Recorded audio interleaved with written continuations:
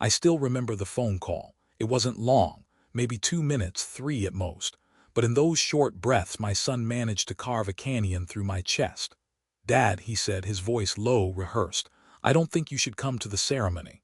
I thought I misheard him. The line crackled. I pressed the phone tighter against my ear as if that would change the words. "Come again?" I asked.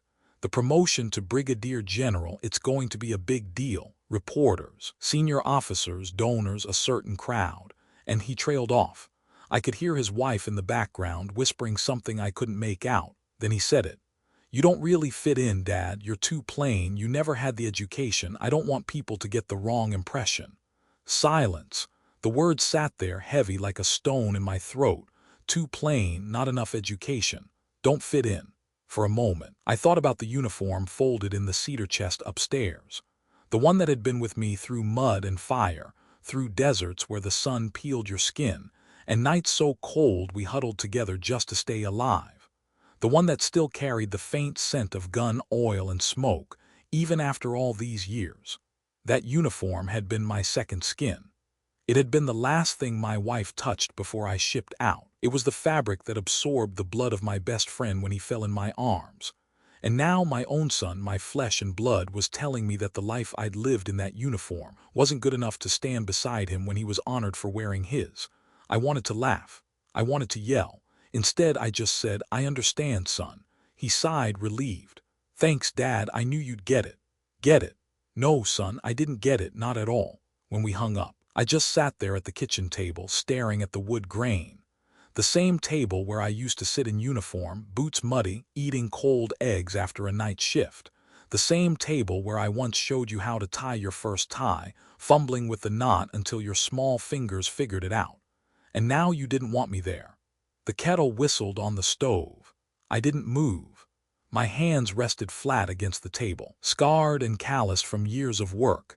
Hands that had fixed your first bike, patched the roof over your head, carried your mother's coffin to her grave. Too plain. That's what you called me. I thought about the nights I came home from the factory with grease up to my elbows. How you used to run into my arms anyway, not caring if your little shirt got dirty. I thought about the mornings I drove you to school in that old pickup, the one your friends laughed at, the one you begged me not to use when I dropped you off. I thought about the day you told me you wanted to join the service. The pride that swelled in me, so strong it nearly broke my ribs. And now, after all that, you were ashamed of me. I leaned back in the chair, staring at the ceiling. There's a sound a man makes when his heart cracks, quiet but final, like a board splitting under too much weight. I made that sound. Alone in a kitchen that had once been full of laughter. You weren't inviting me to your big day. You didn't want the world to see me. I could have begged. I could have argued. I could have told you everything I'd done, everything I'd sacrificed so you could stand tall in that uniform. But I didn't. Instead, I smiled into the silence of the empty room as if your mother were sitting across from me, telling me to hold steady. Because deep down, I knew something you didn't. I knew what it meant to stand in front of a crowd and be honored. I knew what it cost. And I knew that one day, whether you invited me or not, you would learn the truth about what makes a man worthy of respect. So I sat there, alone with my thoughts, the kettle still whistling, and whispered to myself, "You have no idea what's coming next." The chest stayed open on the floor, its contents breathing the scent of years I thought I'd buried. I sat there with the uniform draped across my knees, and without meaning to, my mind wandered back. Back to a place of dust and fire. Back to the war. We were boys when we went in. Some of us had never kissed a girl. Some of us had never left our hometowns. And yet we were given rifles, helmets too big for our heads, and told to defend freedom. The first night in the desert, I remember lying on the ground, my face pressed into the sand, listening to the wind howl like a living thing. Above me, the stars burned brighter than any church candle. Around me, men tried to sleep, their breaths shallow, their bodies curled against the cold. And in that strange silence, I realized something. I might never see home again, but I wasn't afraid, not then. Fear comes later, after you've seen what bullets can do, after you've written letters to mothers who will never see their sons again.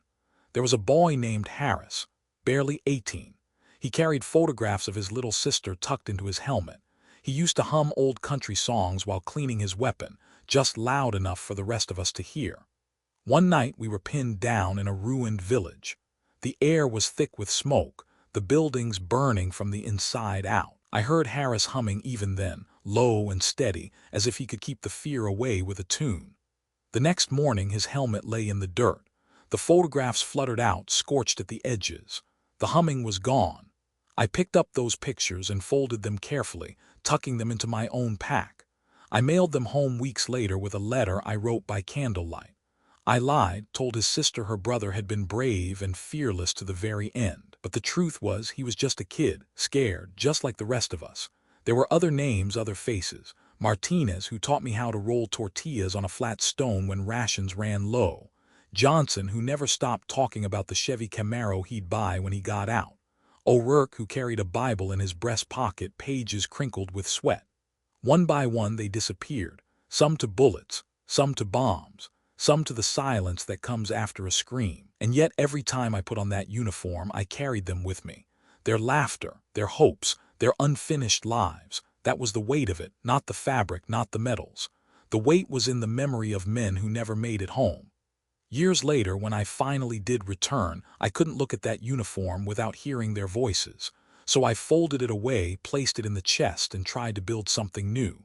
I built a life with your mother. I built a home where you could sleep without fear of sirens or bombs. I built a world where you could grow, where your dreams weren't cut short in the dirt of some nameless field. And I thought that would be enough. But sitting there, staring at that chest, I realized maybe I had been wrong. Maybe by hiding those memories, by tucking them away in silence, I had let you forget where you came from. Maybe you only saw the man in work boots, not the soldier who wore this jacket through storms of fire. The sun was higher now. Light spilled across the photographs, warming their faded edges. I picked one up, your mother and me, on the day I shipped out. She was holding you, just a baby then, your tiny hand gripping her collar. She was smiling, though her eyes betrayed the fear she carried. I traced the outline of her face with my finger. She would have known what to do, she always did. Show him, I could almost hear her say. Show him who you are, not with anger, with truth. And that's when the idea began to take shape. Not revenge, not bitterness, but a reminder. You had forgotten, son, but I still remembered. I would give you the only gift that mattered. Not my presence in a crowded hall, not a speech, not applause. I would give you the uniform, the scars sewn into it, the history it carried, the weight of the men who never came home. And with it, I would give you my words. Not to shame you, not to wound you, but to remind you that every star you pin on your shoulder shines because someone else carried the burden first. I closed the chest, my decision solidifying in my bones. The war was long over, but the lesson of it, the lesson was about to march into your life, whether you were ready or not. When the war ended, I came back to a town that felt both familiar and foreign. The streets were the same. The diner still smelled of bacon grease. The church bells still rang on Sundays, but I wasn't the same man who left. I carried something invisible in my chest, a heaviness, a silence. People shook my hand, thanked me for my service, then went back to their eggs and coffee. They didn't see the nights I woke up gasping. They didn't see the faces I carried in my sleep. But your mother, she saw, she always saw. She never asked me to tell her everything. She just sat with me on the porch when the fireworks cracked across the summer sky, her hand slipping into mine, steadying it when it trembled. She was the one who taught me that silence could be a kind of strength, that you don't always need to talk about your scars for them to mean something.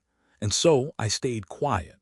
I took jobs where I could find them, fixing engines in a garage, hauling lumber at a construction site. Later, working night shifts at the plant, coming home smelling of sweat and steel. It wasn't glamorous. It wasn't decorated, but it paid for your textbooks. It kept food in the fridge. It bought you a pair of cleats when you wanted to play football, even though I had to patch the same pair of jeans 3 times over. I never told you how many nights I skipped dinner so you could have seconds, or how many times I pawned off something of mine. The watch your mother gave me, the guitar I used to play, just so you wouldn't notice the bills piling up. I didn't need you to know. That was the deal I made with myself. You'd grow up lighter than I did. I remember one winter, the pipes froze and burst. The house was an icebox. You were shivering under 2 blankets, your little face peeking out, whispering that you were fine. That morning, I walked 3 miles through the snow to borrow tools from a friend. My hands were raw and bleeding by the time I fixed the leak. But when the heat returned, when I heard you laugh and clap your hands at the warmth rushing through the vents, it was worth it. That was my medal, not bronze, not silver, just the sound of my boy laughing again. When your mother got sick, it was worse. I remember sitting beside her hospital bed, bills spread across my lap like enemy maps. Insurance covered some, but never enough. So I worked longer hours, sold the truck I loved, took overtime shifts until my body screamed for rest. You were too young to understand then. Too young to see the way I'd fall asleep sitting up in that stiff hospital chair. Too young to know how many times I prayed in that sterile hallway begging for a miracle. When she was gone, I promised her one thing: I would finish what we started. I would raise you into the man we dreamed you could be. So I swallowed the grief, buried it beneath routine. Lunchboxes packed at 6 a.m., bills paid late but paid nonetheless. Rides to practices, lectures about responsibility. Every scar on my hands became a vow that you would never feel the hunger I once felt, never hear the emptiness of a house without heat, never wake to the sound of war. And maybe that was my mistake. Maybe in trying so hard to shield you, I erased myself. You saw the man who worked late, who fixed broken fences, who lived simply. You didn't see the soldier. You didn't see the weight I carried. You saw the silence, not the stories behind it. And so when the world came calling for you, when the uniform fit your shoulders and the medals began to shine, you looked at me and thought, he doesn't belong here. You weren't cruel, not in your heart. You were just blind. But blindness cuts as deep as cruelty. That night, after opening the chest, I sat at the desk with the uniform spread out before me. My hands rested on the worn fabric, and I thought of all the years I had spent trying to keep you safe, trying to make sure you would never carry the weight I did. And yet here we were. You were ashamed of the very man who had carried you. I could feel anger rising in me, hot and sharp. But beneath it there was something quieter, something steadier. A voice, maybe hers, maybe my own, whispering, "Show him, not with fists, show him with truth." So I resolved, no more silence, no more hiding. If you couldn't see the life I lived, then I would place it in your hands, not as a burden, but as a gift. And when you opened it in front of all those polished shoes and glittering medals, you would understand, not just who your father was, but who you are because of him. It began with little things. A glance across the dinner table that lingered too long, a smile that never quite reached her eyes. A word carefully chosen but carrying the weight of judgment. Your wife, Isabella. The first time you brought her home, she wore a dress the color of wine, elegant, perfectly pressed. She shook my hand politely as if she were greeting a stranger at a fundraiser, not the man who raised the boy she loved. She was courteous, yes, but in her politeness there was a distance, like a wall built of glass, thin enough to see through but solid enough to keep me out. At first I told myself I was imagining it, that I was reading too much into the pauses, the subtle corrections. But then came the comments. "Michael," she'd say, laughing softly, "you must have inherited your discipline from the academy, not from home." Or, "It's sweet how your father tries, he has such simple tastes." Always with that smile, that sugar-dipped knife. You didn't say anything, you never corrected her. You just looked down at your plate or changed the subject. And I let it slide. Because I told myself, if my boy is happy, I can live with being invisible. But invisibility has a cost. There were nights I'd sit in my truck outside your new house, the one with the white columns and the manicured lawn. I'd park a little ways down the street so no one would see me. I'd look at the warm lights glowing from the windows, the silhouettes moving inside. I had helped with that house, more than you ever told her, more than you probably ever admitted to yourself. I'd written checks when the bank said no. I'd sign papers quietly without fanfare. I wanted you to have a place to raise your family, a place where your kids wouldn't feel the cold drafts of broken windows or hear the clatter of pipes bursting in the night. But in her eyes, I was just the man who didn't belong, the one who tracked mud on the polished floors, the one who asked too many questions about the price of things. I'd show up with a six-pack and a smile, and she'd greet me at the door with that same rehearsed politeness. "Oh, hello, Mr. Flores." Not Dad, never Dad, just Mr. Flores. There was one evening, I'll never forget it, Thanksgiving. The table was long and white, candles glowing, silverware gleaming like small swords. Her family was there, dressed in clothes that looked like they'd stepped out of a catalog. I wore my best shirt, ironed it 3 times, polished my shoes until they shone. Halfway through dinner, Isabella leaned back in her chair, glass of wine in hand, and said, "Michael, Can you imagine if your father had gone to college? With his work ethic, he might have been something more. The words weren't loud, but they didn't need to be. They floated across the table, sharp and clear. A few of her relatives chuckled politely, the way people laugh when they're not sure if it's a joke. You shifted uncomfortably in your seat. I waited for you to say something, anything, but you didn't, so I smiled. I carved another slice of turkey. I let the words fall like stones into the pit of my stomach. That was the first time I truly felt the wall between us. It wasn't just about money. It wasn't even about education. It was about worth. In her world, worth was measured by degrees on the wall, by the square footage of your house, by the shine of your shoes. In mine, worth was measured by whether you stood your ground when the world tried to knock you down, by whether you kept your word when it cost you something, by whether you came home at all. Two worlds, two languages, and you, my son, caught between them. I told myself you were just trying to keep the peace. That's what a husband does, after all. But the more dinners I attended, the more polite smiles I endured, the more I saw you shift your weight toward her side of the wall, and little by little I felt the bricks stacking higher. The night you called me about your promotion, it was her voice I heard behind you, low and firm. And when you said I didn't fit in, I realized that wall wasn't made of glass anymore. It was stone, thick, heavy, and you had chosen to stand on the other side. I sat in my kitchen after that call, staring at the uniform in my lap, and I thought of all the walls I had climbed in my life. Walls of fire, walls of fear, walls built by men who wanted to keep me down. But this wall, this one was built by my own family. And somehow, that made it the hardest to face. The night after Thanksgiving, I found myself wandering the house without purpose. The rooms were still, but they carried echoes. Echoes of laughter that wasn't there anymore. Echoes of voices that belonged to people who no longer sat at this table. I passed your old bedroom. The posters were gone, the trophies boxed up, but I could still picture you there, 10 years old, sprawled on the floor, toy soldiers lined up in neat rows. You'd make explosion sounds with your mouth, then look up at me and grin, asking if that's how it really was. Back then, I'd smile and say, "Not exactly, son. Real life is louder and it hurts more." But you didn't need to know the rest. I leaned against the doorframe now, staring into that empty room, and the weight of your words came back to me. "You don't fit in, Dad. You're too plain." It was one thing to hear it from her lips. I'd grown used to the quiet cuts, the sideways glances.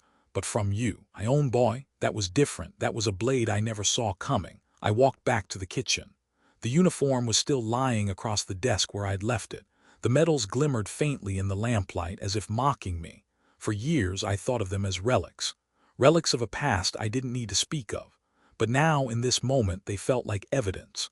Proof that I had been someone, that I had stood tall before the world tried to measure me against its rulers and yardsticks. I lifted one of the medals, cold against my palm, and studied its worn edges.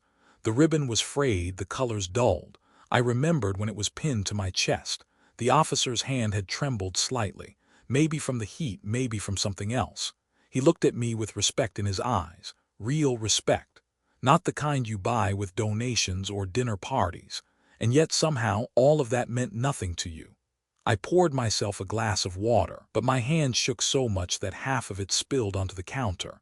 I set the glass down and leaned heavily on my palms. There are moments in a man's life when silence becomes unbearable, when the weight of everything unsaid crushes you harder than any spoken word could. This was one of those moments. I wanted to call you back, to shout into the phone, "Do you know what I've done for you? Do you know what I've carried so you could stand in that uniform?" But even as the thought formed, I knew it would fall on deaf ears.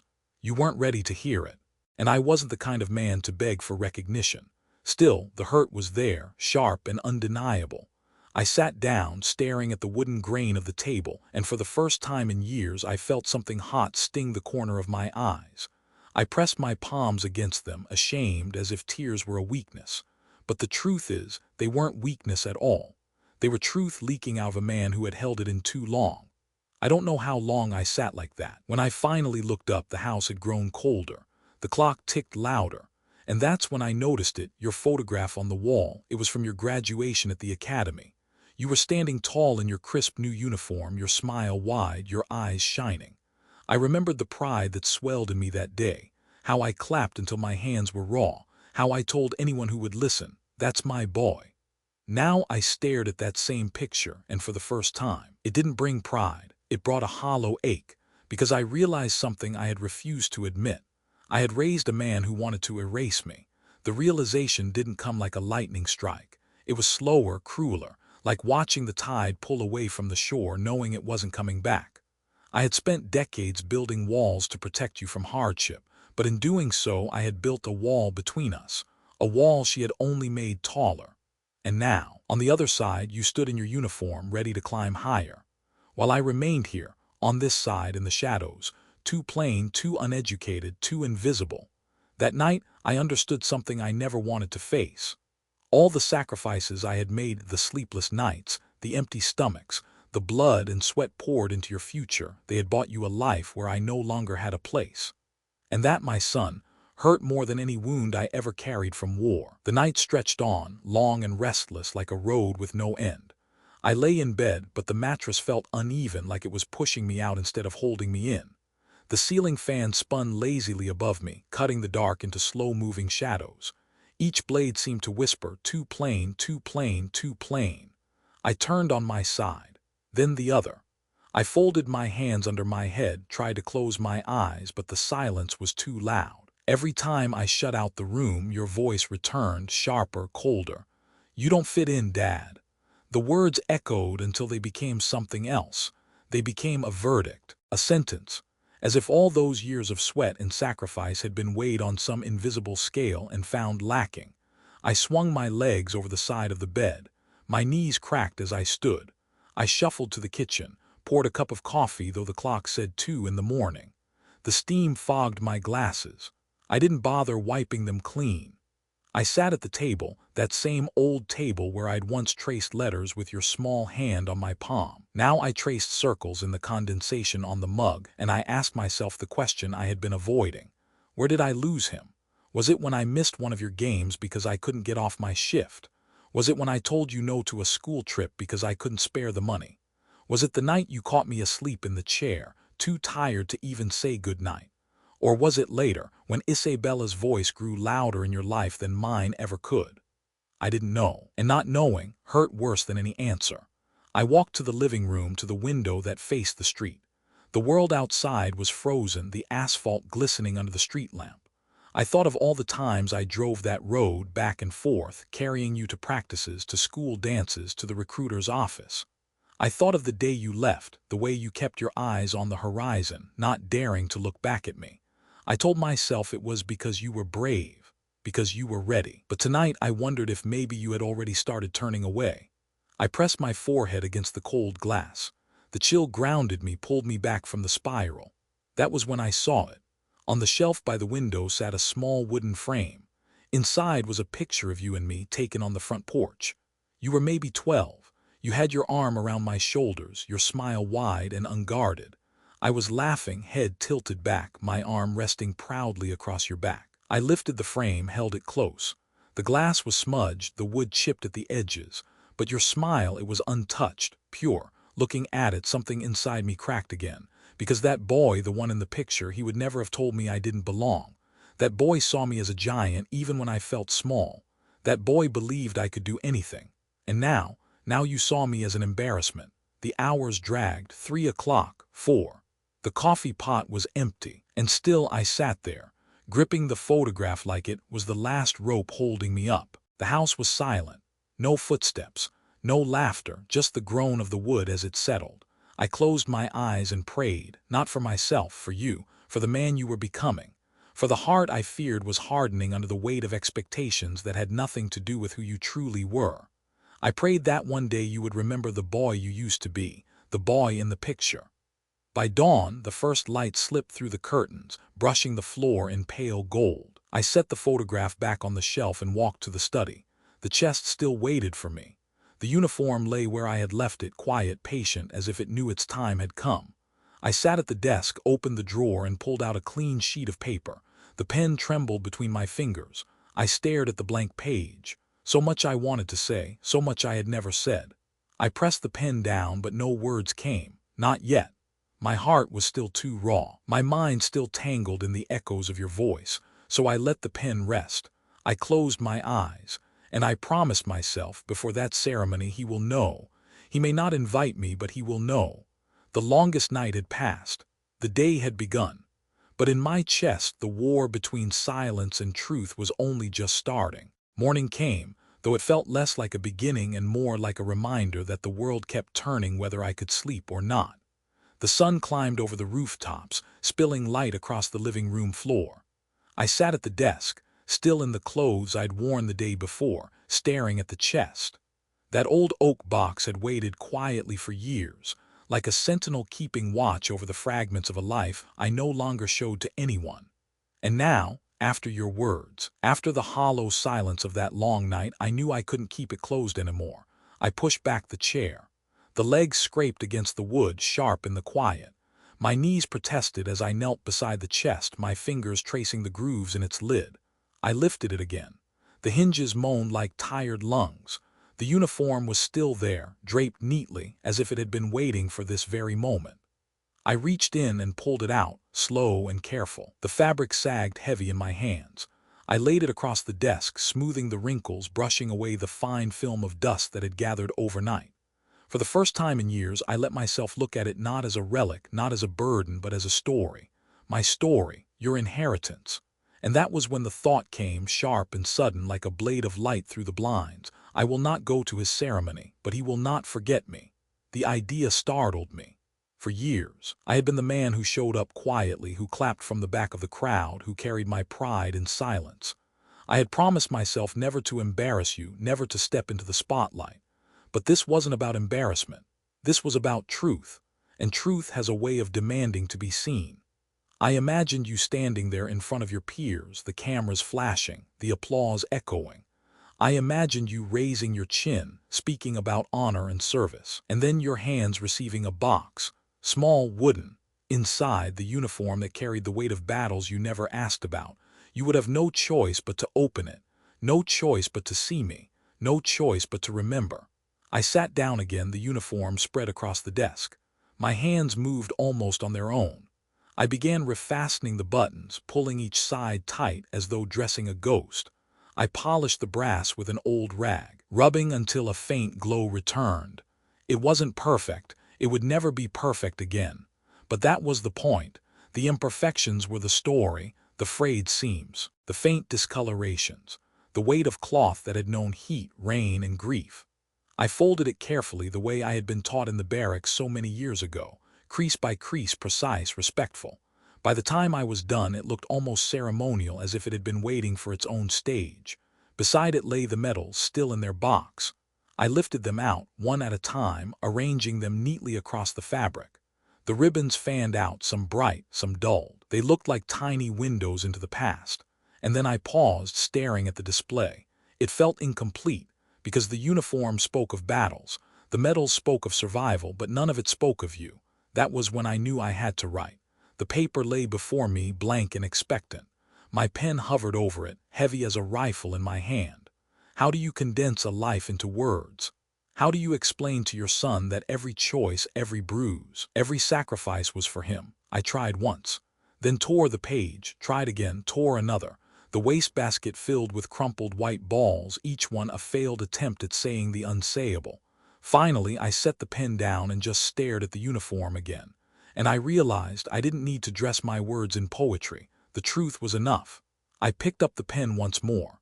Michael, I began. The letters were shaky, uneven, but they were mine, and they carried more weight than any speech you'd hear on that stage. I didn't know how the letter would end. I didn't even know all of what it would say. But I knew this much: I would finish it, because this act of sending you the uniform, of placing it in your hands, wasn't just about reminding you of me. It was about reclaiming my place. Not in that hall, not beside the generals and donors, but in your heart. The sun had climbed higher now. The day was moving on. I stood, stretched my back, and looked once more at the folded uniform, the medals, the blank page waiting for my words. It was a strange kind of calm that filled me. Not anger, not bitterness, something steadier, resolve. For the first time in a long time, I felt like a soldier again. Not because of the uniform, not because of the medals, but because I had a mission. And this mission was the boldest one of my life. I would not walk into that ceremony, but I would make sure my presence was felt, whether you welcomed me or not. The page stared back at me, empty and white like snow before a single boot print. My hand hovered above it, pen trembling between my fingers. I had written letters before, hundreds of them back in the war. Letters to families, to wives, to mothers who never got to hear their sons' voices again. Each one had been a battlefield of its own, every word chosen like ammunition, careful not to wound more than it healed. But this was different. This was to my own son. I took a long breath. My chest ached as if someone were pressing a stone against it. Then I bent down and wrote the first line. Dear Michael, the ink bled into the paper, spreading slowly as though it needed to carve its way deep into the fibers. I paused, let the silence settle, and kept going. You told me not to come. You said I wouldn't fit in, that I was too plain. Maybe you're right. I don't have the degrees your colleagues will display. I don't have the polish of the men in tailored uniforms. I don't have a resume that fits neatly on a plaque. What I do have are years. Years of nights spent away from home, years of watching the horizon for danger, years of carrying the weight of men who never returned. You see, this uniform I'm sending you, it isn't just fabric. It's not decoration. It's not for show. It is a record. Every crease, every tear, every stain is a line in the story of who I am, and how you came to be who you are. I set the pen down, rubbed my temples. The words came heavy, but they came. I looked at the medals spread across the desk. Small pieces of metal, yet they glowed in the lamplight like they were alive. I picked one up. The one with the ribbon faded almost gray. I remembered the day I received it, the way the air smelled of dust and diesel, the way my hands shook as I saluted. I placed it gently back on the uniform and pressed the pen to the page again. These medals, they don't belong to me alone. They belong to Harris, who never came home, to Johnson, who dreamed of a car he would never drive, to men whose names you've never heard but whose sacrifices you now wear on your shoulders, whether you know it or not. When you stand on that stage, when the stars are pinned to your uniform, I want you to remember, you do not stand there by yourself. You stand on the shoulders of men who gave everything, and you stand on mine. The words blurred. I blinked, felt the sting in my eyes, and kept writing. You may think I am just a man who works with his hands, a man who never went to college, who never learned the right words to say at the right time. But I learned other lessons, lessons no classroom could teach me. I learned that courage is not about medals. It is about standing when every bone in your body wants to fall. I learned that love is not spoken in speeches. It is carried in the quiet acts, the ones no one sees. And I learned that sacrifice does not need applause to matter. The page was filling quickly now, my hand racing as if afraid the words might vanish if I hesitated. I am not angry with you, son. Disappointed. Yes. Hurt. More than I can ever say. But I am not angry, because I know the world you live in. I know how it whispers that worth comes from titles, from polished shoes, from the right last name. But let me tell you this, true worth comes from the marks you carry when no one's looking, from the scars no one applauds, from the promises you keep when there's nothing in it for you. I don't need a seat in your audience. I don't need cameras or applause. All I need is for you to remember where you came from. Remember who held you up when you were too small to stand. Remember who worked so you could dream. My hand slowed. The ink smudged as I signed my name. Simple and plain, just as you called me. I folded the letter carefully, the paper warm from my touch. I slipped it into an envelope, sealed it tight, and placed it on top of the folded uniform. The box was ready now. It looked ordinary, just wood and brass hinges, but inside it carried a lifetime. I sat back, staring at it, my chest rising and falling in rhythm with the clock on the wall. For the first time in days, I felt a strange stillness. Not peace, not yet, but something close.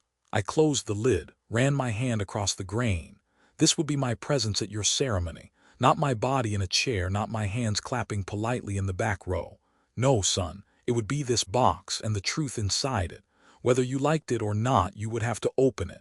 And when you did, you would see me. Not plain, not uneducated, not unworthy, just your father. I wasn't in the hall that day. I watched it later on a live stream the base had shared with families. What I saw, and what I imagined, has stayed with me ever since. The hall was polished to perfection. Marble floors shone like mirrors, reflecting the gleam of brass buttons and polished shoes. Flags lined the stage, their colors bold against the pale walls. Rows of chairs filled the space, each one occupied by men and women in uniform, their faces sharp with discipline, their families sitting proudly beside them. And in the front row I saw you, my son. Your shoulders squared, your back straight, the weight of a new star waiting to be pinned on your chest. The light caught the silver trim of your dress uniform, and for a moment I saw the boy I once carried on my shoulders, except now you were a man, standing taller than I ever had. The room buzzed with chatter, with the rustle of programs, with the polite laughter of generals and donors who had come to see history unfold. I wasn't there, not in person anyway, but a part of me was, hidden, waiting. I could almost imagine what you were feeling, your palms slick with sweat inside those white gloves, your jaw clenched tight, not from fear of the promotion but from the thought of appearances, from the worry that someone might notice if the man in the second-hand suit, the man you once called Dad, had walked through the door. Isabella sat beside you, radiant, her dress flawless. Her parents flanked her, whispering polite greetings to everyone who passed. I pictured her hand resting lightly on your arm the way she did when she wanted to remind you who was watching. You smiled, but it was the kind of smile that strained at the edges. The announcer stepped up to the podium. His voice rang out, crisp and commanding. Ladies and gentlemen, we are gathered today to honor those who have shown exceptional service, leadership, and dedication.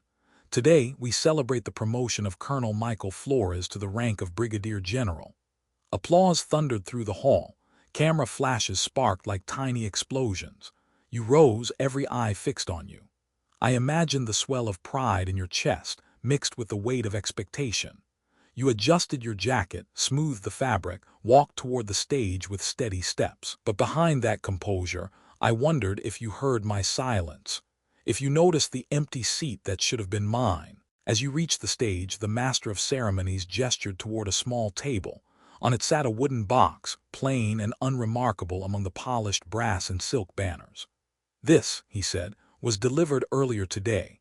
It is to be presented to General Flores on this occasion from a private source.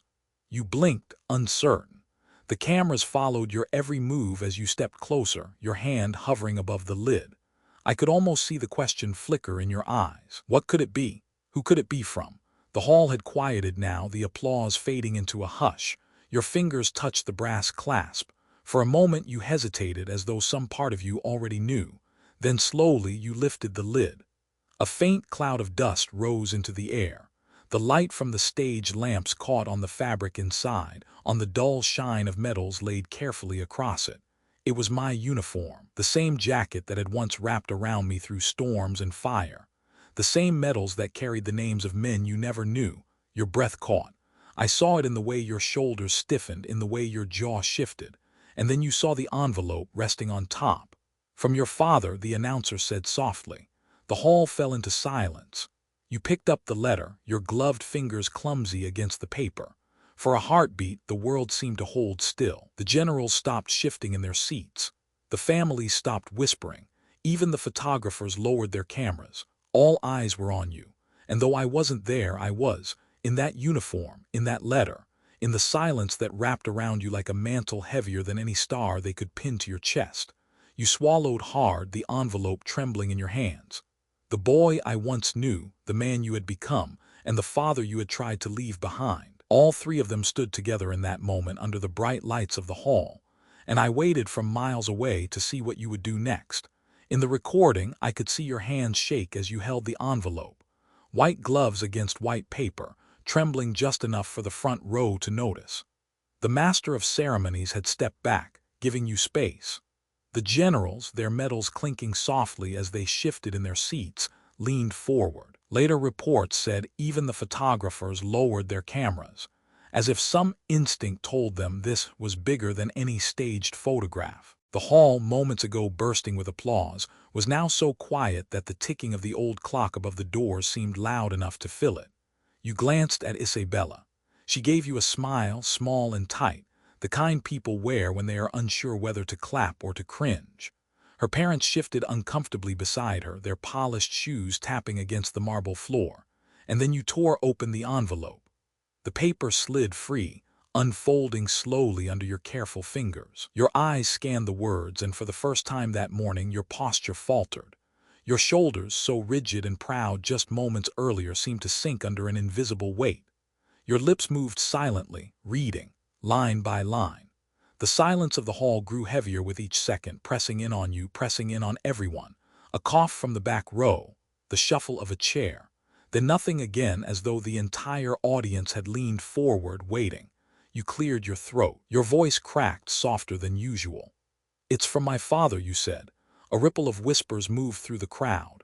I could imagine them, people turning to each other, brows raised, wondering, where is he? Why isn't he here? You look down at the letter again, and this time you read aloud. "Son, you told me not to come. You said I was too plain, that I didn't fit in.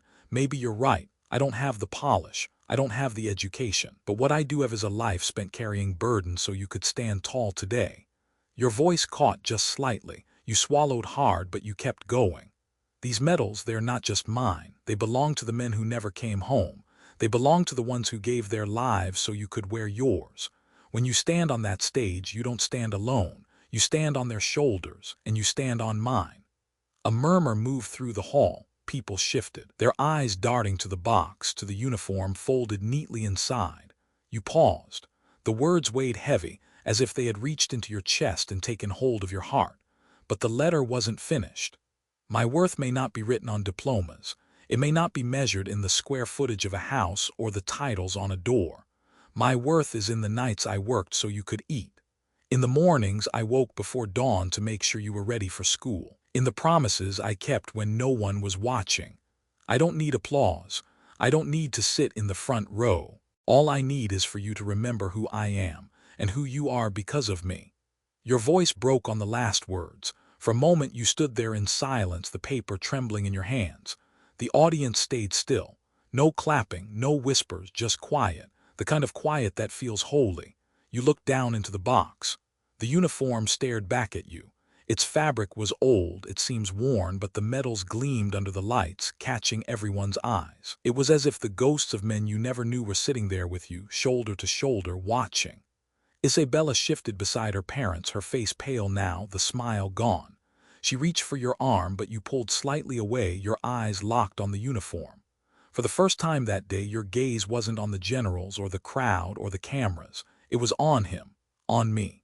You closed the letter slowly, pressed it against your chest. The applause never came. Instead, one by one, men in uniform rose to their feet. Not for you, not for the promotion, for the story they had just heard.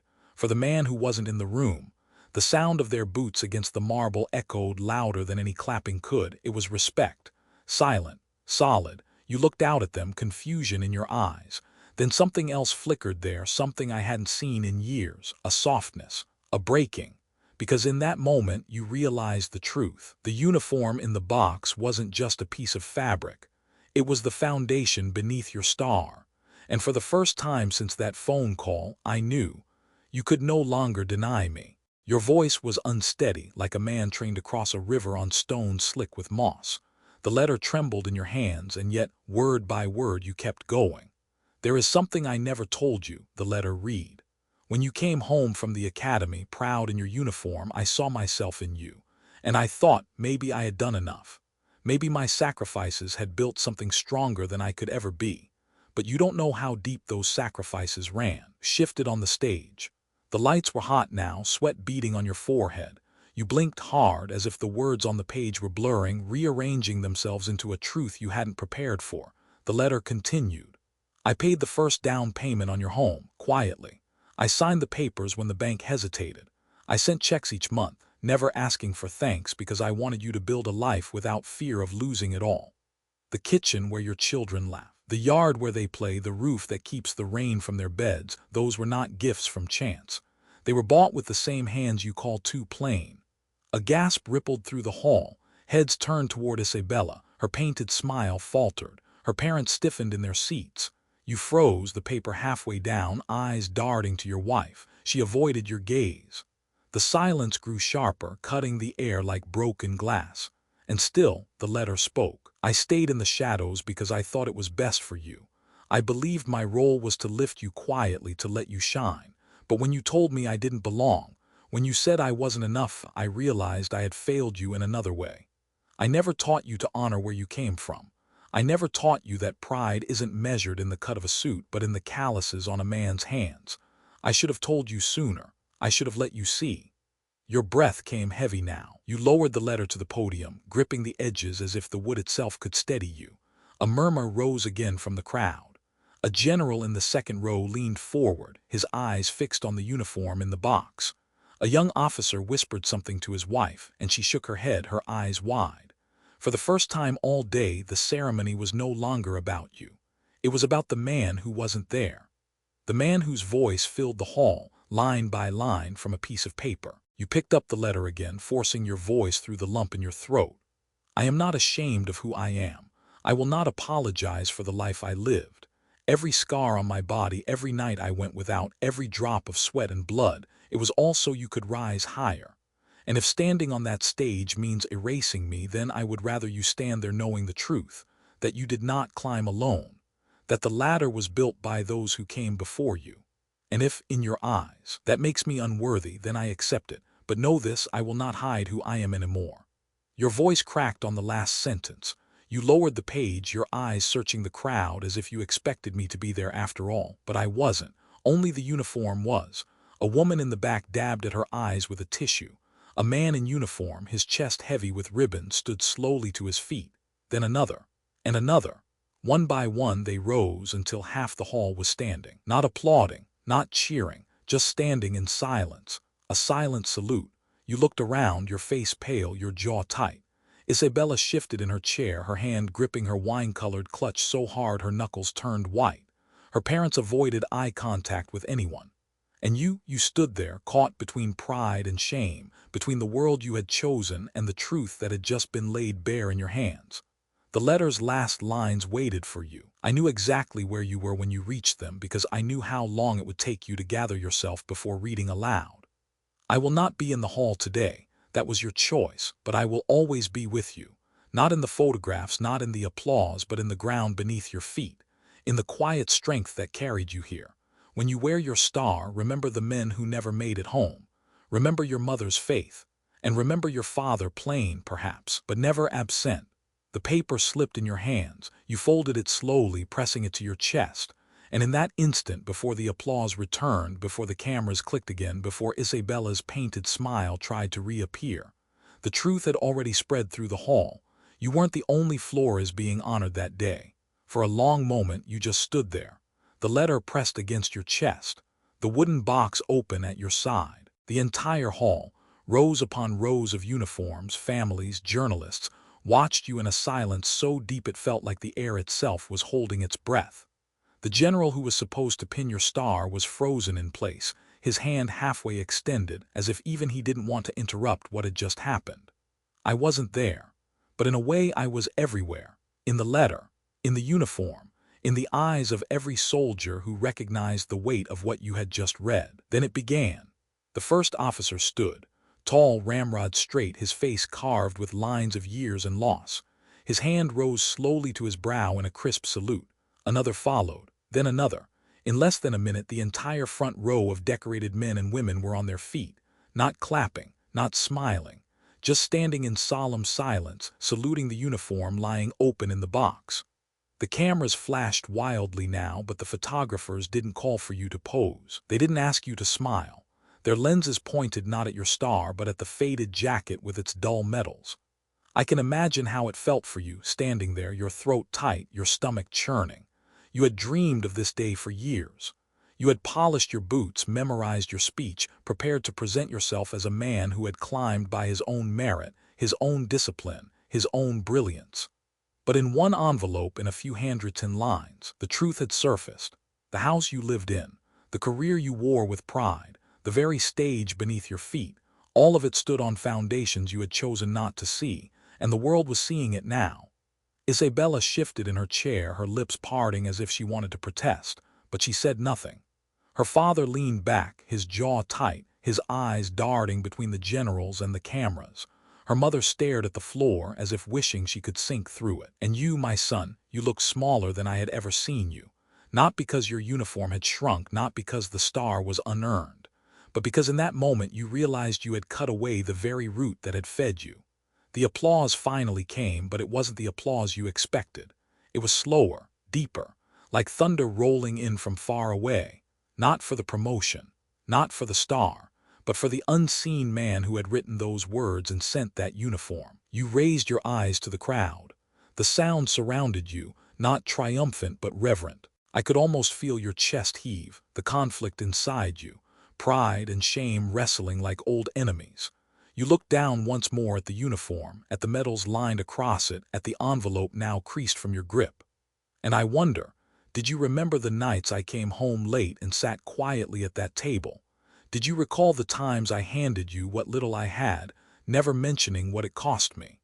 Did you think of your mother, her faith, her prayers whispered for you when you were too young to understand?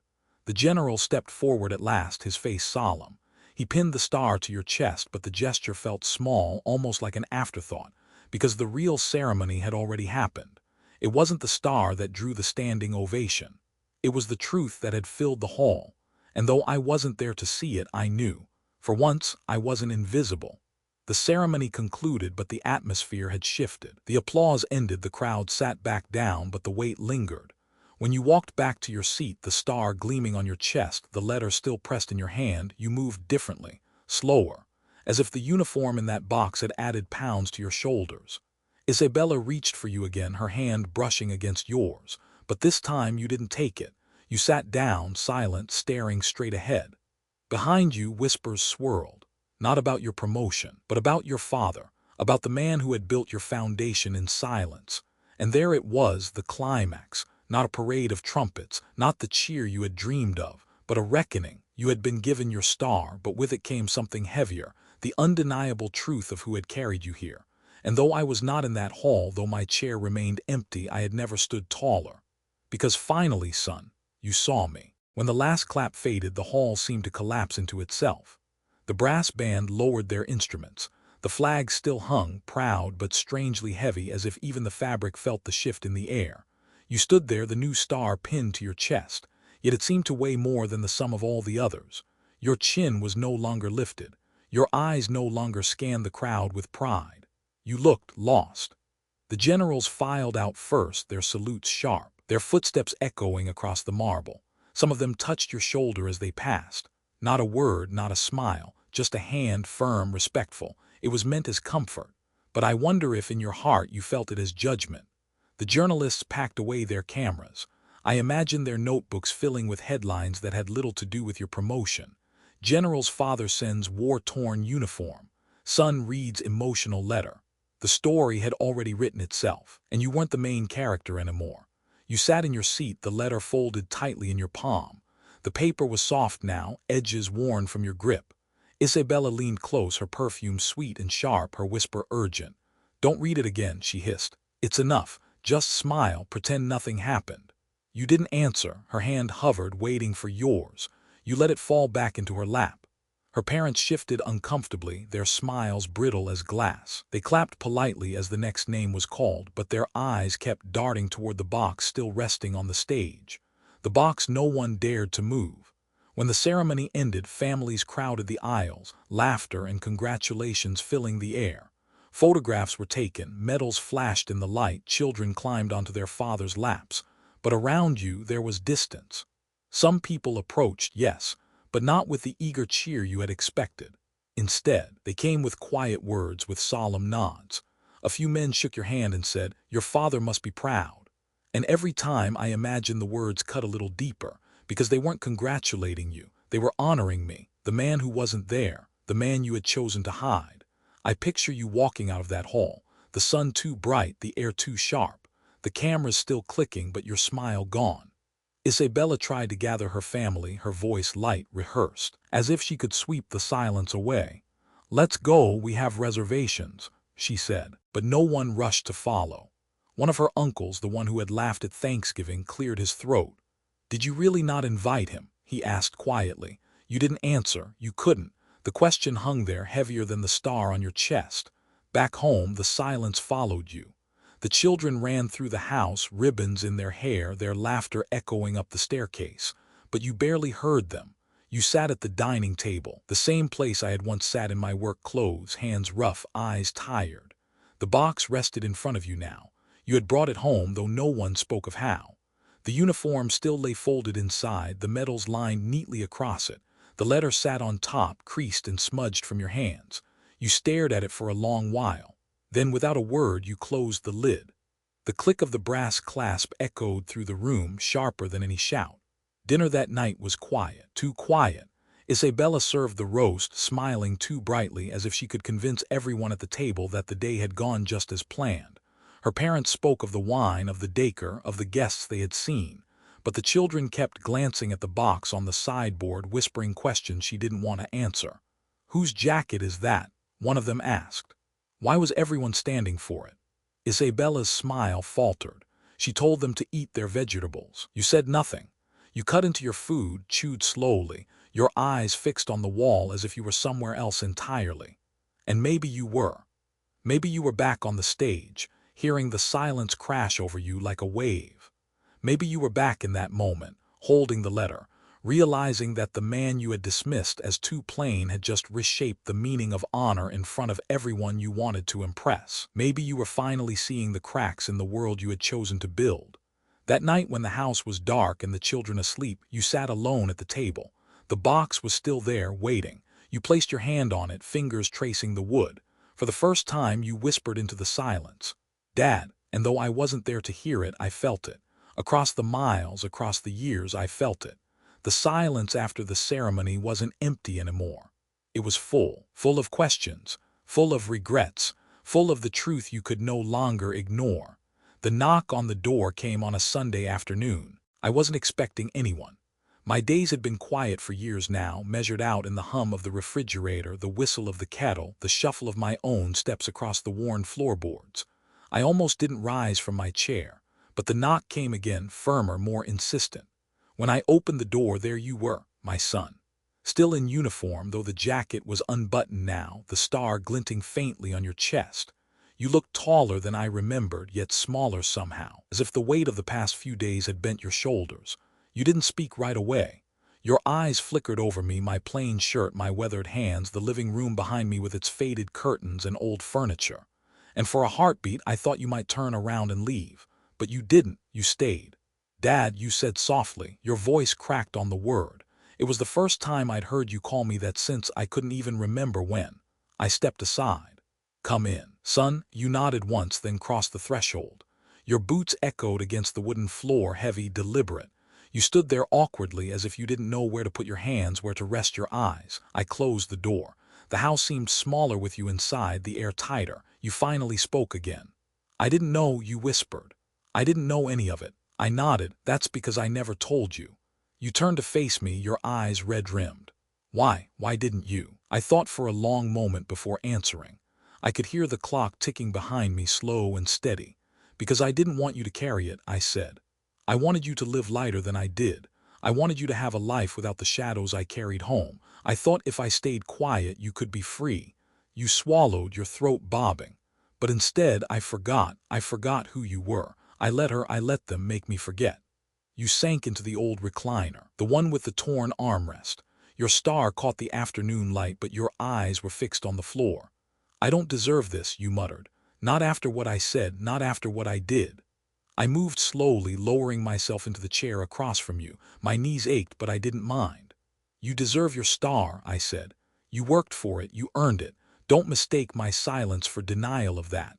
I'm proud of you, son. I always have been." Your eyes flicked up to mine, wet, uncertain. "Even after everything I said." I let out a long breath. "Words can wound. Yours did, but I've been wounded before. Wounds heal. What matters is whether you learn from them." You pressed a hand against your chest over the letter folded inside your jacket. "I can't stop hearing your words," you whispered. "I read them again last night. I couldn't sleep. I kept thinking about Mom, about everything you did, about how blind I've been." For a moment, the silence between us was thick again, but it wasn't empty this time. It was full of regret, of longing, of the fragile beginnings of something being rebuilt. I reached out, placed my rough hand on your arm. "You're my son," I said. "That hasn't changed. That won't change." Your shoulders shook once, then again. You pressed your palms to your face, and I saw the boy you once were, vulnerable, broken open, stripped of the armor you wore for the world. When you finally lowered your hands, your voice was barely more than a whisper. I don't know how to make it right. I studied you for a long moment, the man you had become, the boy you had been, the bridge between us broken but not beyond repair. Start by remembering, I said. Remember who you are, remember who your mother was, remember the cost of the life you live, respect it, honor it, that's all I ever wanted. You nodded slowly as if each movement weighed 100 pounds. The kettle whistled on the stove, high and sharp. I stood, poured 2 cups, set one in front of you. You wrapped your hands around it, staring at the steam rising, swirling into the air before it vanished. For the first time in years, we sat together at that table again, not as a general and a laborer, not as strangers separated by silence, but as father and son. Outside, the afternoon sun sank lower, painting the room in shades of amber. Dust floated in the air, catching the light, like tiny memories suspended between us. And for the first time in a long while, the silence felt different. Not a wall, not a wound, but a bridge. The steam from your coffee curled into the air, thin and ghostly, dissolving before it reached the ceiling. You stared at it, your hands wrapped tight around the mug as if the heat could burn away the shame lodged in your chest. Dad, you said finally, your voice low, I don't deserve your forgiveness. I let the words hang between us. I wanted to rush in, to assure you, to erase the pain from your face, but I knew better. Some truths need space to breathe. Some wounds need air before they can close. So I leaned back in my chair, let the silence stretch, and then spoke softly. Forgiveness isn't about deserving, son. It's about choosing. You looked up at me, eyes raw, searching. I chose to forgive you the moment you called, I continued. Even as the words cut me, even as I sat alone in this house, I knew I couldn't carry bitterness. It's too heavy. I've carried enough weight in this life already. Your lips parted, as if to protest, but I held up a hand. That doesn't mean things go back to the way they were. Forgiveness isn't forgetting. It isn't pretending the wound never happened. It's deciding not to let it poison me, but also deciding not to put myself back in harm's way. You set the cup down, your fingers lingering on the handle. What do you mean? I took a breath. My chest rose and fell slowly, the air thick in my lungs. I mean, I'll always be your father. I'll always love you. I'll always be proud of what you've accomplished.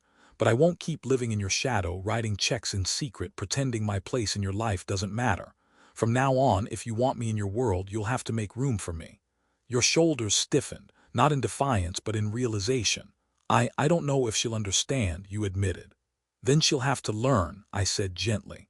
Respect isn't something you inherit by marriage. It's something you show. If she cannot respect the man who raised you, then perhaps she doesn't truly respect you either. You flinched as though the truth had struck harder than you expected. I should have stood up for you, you whispered. All those times I should have said something. I reached across the table, placed my hand on yours. The skin of my palm was rough, scarred, but it held steady. You were trying to build a life, I said. I understand that. I wanted it for you. But understand this. A man who forgets his roots, he builds on sand. And sooner or later, sand gives way. The clock ticked steadily behind us, filling the pauses our words left. You drew in a shaky breath. So what do I do now?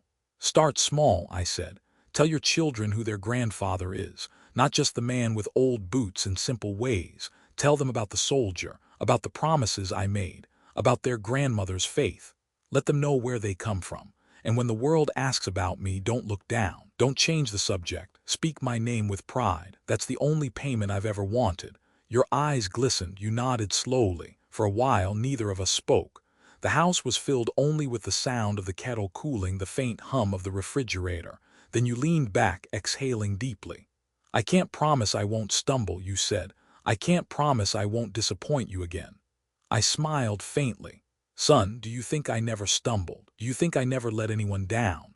The measure of a man isn't whether he falls, it's whether he learns to stand back up. You let out a laugh, small, broken, but real. The sound surprised even you. I've missed this, you said. So have I replied. But even as warmth flickered between us, I knew I had to speak the rest, the part that would draw the line. There's one more thing, I said. You straightened, bracing yourself. I won't be sending any more checks. Not for the house. Not for the bills, not for anything. That chapter is over. Your brow furrowed, confusion flashing in your eyes. Dad, I didn't come here for money, you said quickly. I know, I replied. And I believe you, but I need you to hear this. My support was never meant to be a leash. I gave so you could stand tall. Now you must do the standing on your own legs. You were quiet for a long time, then slowly you nodded. I think I understand, you said. You've carried me long enough, now it's my turn. I felt something loosen in my chest, not joy, not relief exactly, but a release. I reached across the table once more, squeezed your hand. That's all I ask. Your grip tightened around mine, and in that moment, for the first time in years, I felt the bond between us not as a burden, but as something steady, something chosen. The silence that followed wasn't painful.